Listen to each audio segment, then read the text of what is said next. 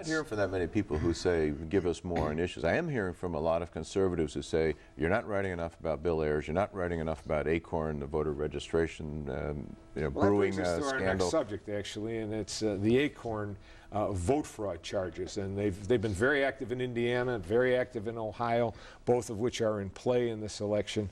Explain to me who ACORN is and what's Barack Obama's connection to them. ACORN is a national organization. It has a pretty strong presence in Chicago. Remember the last city council election, there were a number of candidates who had come up through ACORN, had gotten their their civic involvement chops through the group. It's labor left oriented, and it's been doing a lot of voter registration around the country. And in some of these key states, there are allegations that there has been rampant vote fraud in the registrations that they have presented to election officials.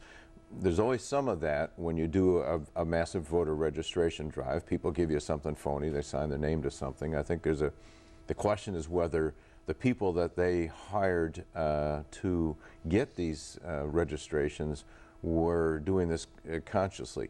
Now, that doesn't mean anybody gets to vote. Consciously, when they use... Well, and Barack Obama's connections to them are twofold. One is provable, the other is debatable. He was an attorney who helped ACORN and other groups get what they call motor voter on the books in Illinois, which is an easier form of voting. This is back in the 90s. This is when you register and you get your driver's license. They were a client of his.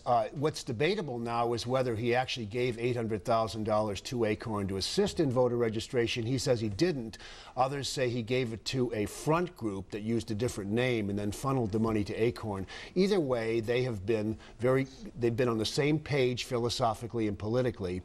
And so this is the same sort of taint that he's faced in other ways. It's sort of a little bit of guilt by association, but nothing direct. Bob, ACORN is also its own worst enemy because it has been accused, and actually it's been proven, of mismanagement in the main in their main office as well.